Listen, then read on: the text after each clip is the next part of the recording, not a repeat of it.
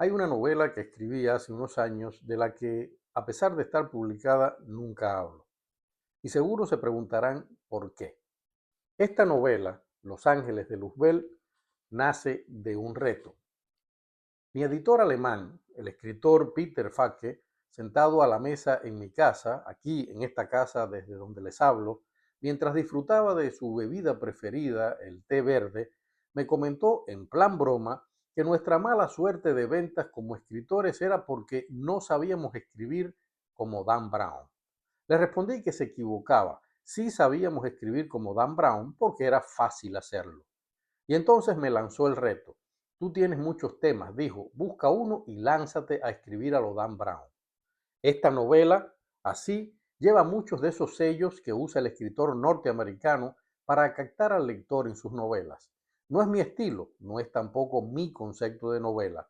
Es simplemente un homenaje a mi editor y amigo fallecido en 2014. Pero aunque el entramado y las periferias estén construidas siguiendo ese modelo tan vilipendiado pero tan exitoso comercialmente, y aunque esta historia tenga ciertas resonancias que acercan su tono al de muchas obras publicadas hasta hoy, en las cuales se cuestionan, mediante inventos y alteraciones de la verdad, los manejos que han hecho la religión y el poder político sobre determinados asuntos del credo cristiano, lo que el lector encontrará en estas páginas está basado en la mismísima realidad.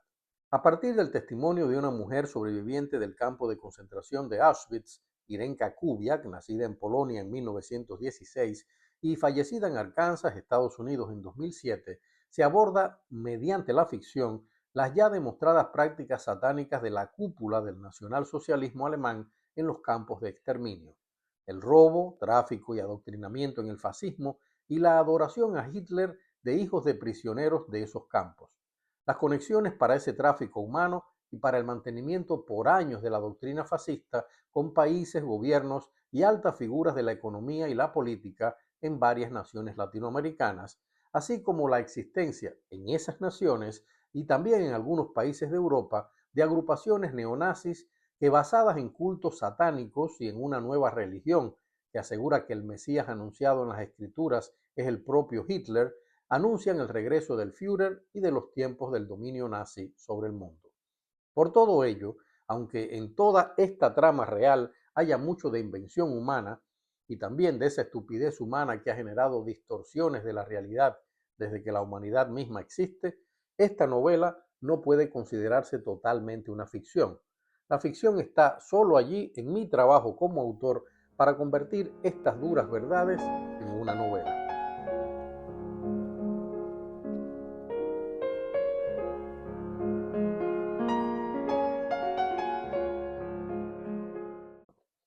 Y ahora un breve fragmento de los primeros capítulos. Terminaba de leer Ángeles y Demonios de Dan Brown cuando sonó el teléfono. No quería responder. Por esos días, el idiota de Mauricio la había asediado con sus baboserías de siempre. Sabes que te amo, nena, le repetía constantemente, y para ella aquella frase era la peor cursilería de todas las imaginables, especialmente por el empecinamiento de aquel hombre en que ella le diera al menos la oportunidad de demostrarte mi gran amor. Los hombres, a pesar de tantos siglos pasados en la historia de la humanidad, no acababan de comprender el alma de las mujeres. Se lo dijo desde el primer día para evitar equívocos. No, Mauricio, ni siquiera eres mi tipo de hombre. Pero él no había querido entender. Mauricio era un escritor famoso, y quizás por eso, por la aversión que sentía hacia sus babosadas y porque una tarde en casa de algunos amigos se dedicó casi una hora a desbarrar horrores contra las novelas de Dan Brown, Lina decidió pasar una tarde por la casa del libro y comprar todo lo que había en estanterías de aquel otro escritor. La Fortaleza Digital, Ángeles y Demonios, El Código da Vinci. Realmente le fascinó. Y como era una simple lectora y lo suyo era disfrutar la lectura y no andar metida en los vericuetos esos de la técnica y la calidad de la prosa de los que tanto hablaba Mauricio, se dijo que su pobre pretendiente sufría lo que en palabras normales, nada complicadas, se llama ataque de celos. Ya hubiera querido Mauricio que uno de sus libros se vendiera solamente un 10% de lo que se había vendido el libro menos vendido de Dan Brown. No recuerda quién, pero alguna vez escuchó decir que un buen libro era aquel que te ponía a pensar. Y quizás fuera cierto que el libro se leía demasiado fácil, que el código da Vinci te dejaba al final una sensación de frustración y que con ángeles y demonios había saltado muchas páginas. Pero aquellos libros la habían puesto a pensar. ¿Sería cierto lo que se sugería en algunas partes? Si así fuera, si todo ello pudiera ser comprobable, la concepción moderna del mundo daría un giro tan brusco que ni siquiera la mentalidad del hombre del siglo XXI podría soportarlo.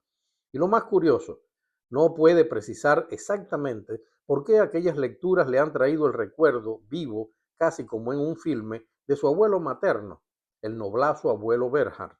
O quizás sí, y ese vínculo se deba a que, por su formación cristiana evangélica, aquel viejo maravilloso, a quien dejó de ver cuando tenía 10 años, me voy con Cristo, le oyó decir horas antes de morir, atacaba furibundamente a la Iglesia Católica, asegurando que, con el único propósito de mantenerse en el poder, habían ocultado muchas verdades siniestras, habían inventado otras falsas verdades, aprovechándose de la credulidad y el eterno espíritu de religiosidad de la gente, y era la única institución religiosa a la cual se podía acusar, con pruebas y hechos históricos, de haber querido mantener al ser humano en el oscurantismo en vez de difundir el Evangelio de libertad que Cristo había sembrado entre los hombres. Volvió a sonar el teléfono, estridente, perturbador, y aquel timbre agudo, hiriente, molestísimo, le lanzó al cuerpo tal estado de incomodidad que decidió coger el auricular y decirle a Mauricio de una buena vez todo lo que, por llana cortesía de mujer educada, no le había echado en cara.